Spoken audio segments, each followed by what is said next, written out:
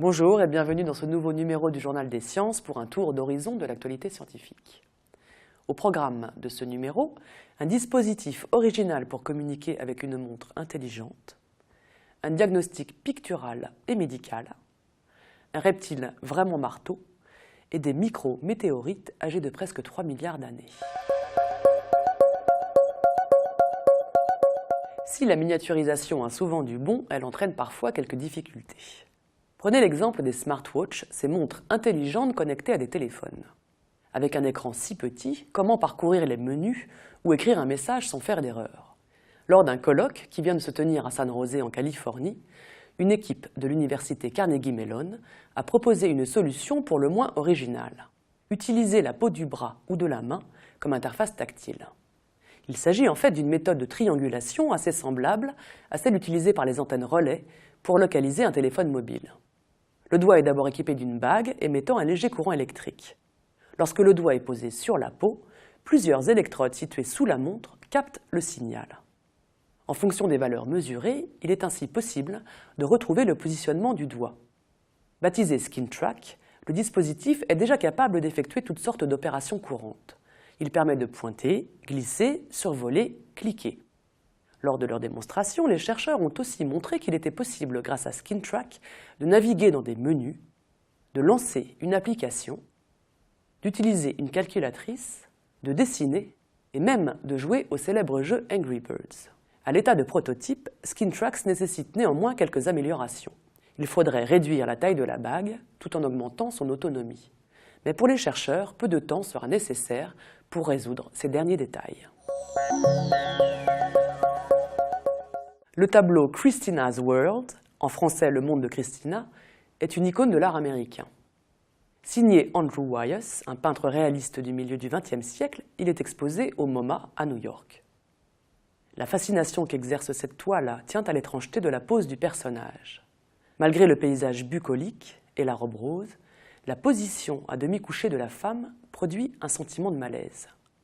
Ses bras et ses mains sont déformés. Le corps semble prêt à ramper en direction de la ferme qui, de fait, paraît inaccessible. Cette femme est Christina Olson, une voisine du peintre que l'on retrouve plusieurs fois dans son œuvre. Atteinte d'une forme de paralysie dégénérative, les médecins n'ont jamais pu établir un diagnostic précis de sa maladie. Grâce à son dossier médical et au tableau la représentant, des médecins pensent avoir découvert ce dont elle souffrait. Il s'agirait d'une forme précoce de la maladie de Charcot-Marie-Tooth, qu'il ne faut pas confondre avec la maladie de Charcot. La maladie de Charcot-Marie-Tooth est une maladie génétique neuromusculaire qui touche les nerfs périphériques et qui peut provoquer une amyotrophie des mollets, des avant-bras et des mains. Cette maladie évolutive est handicapante, mais elle n'est pas mortelle. Christina Olson a d'ailleurs vécu jusqu'à l'âge de 76 ans. Le temps pour le peintre de réaliser d'autres portraits d'elle, comme celui-ci, peint en 1967, un an avant le décès du modèle. Il n'est pas toujours facile de reconstituer la forme d'un fossile. La preuve, ce fossile marin découvert il y a 2 ans en Chine. À l'époque, les paléontologues ont pensé avoir affaire à un carnivore équipé d'un bec, un appendice idéal pour retourner le sable et trouver ses proies. Depuis, 2 nouveaux spécimens ont été mis au jour et les paléontologues viennent de revoir leur copie.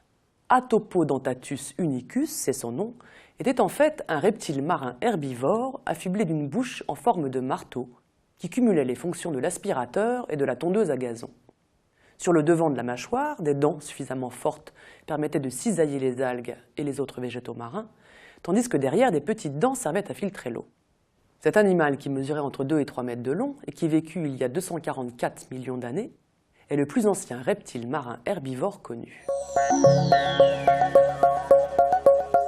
Andrew Tompkins et Sacha Wilson, que vous découvrez sur cette photo, sont 2 minéralogistes australiens. Les roches sédimentaires posées devant eux contiennent des micro-météorites âgés de 2,7 milliards d'années. D'une taille comprise entre 8,6 et 50 micromètres, ces météorites portent l'empreinte de leur voyage jusqu'à la croûte terrestre. En pénétrant dans l'atmosphère, à une altitude estimée entre 75 et 90 km, elles ont fondu et se sont oxydées. On connaît peu de choses sur cette époque très lointaine, mais l'on sait que l'oxygène était rare à la surface de la planète.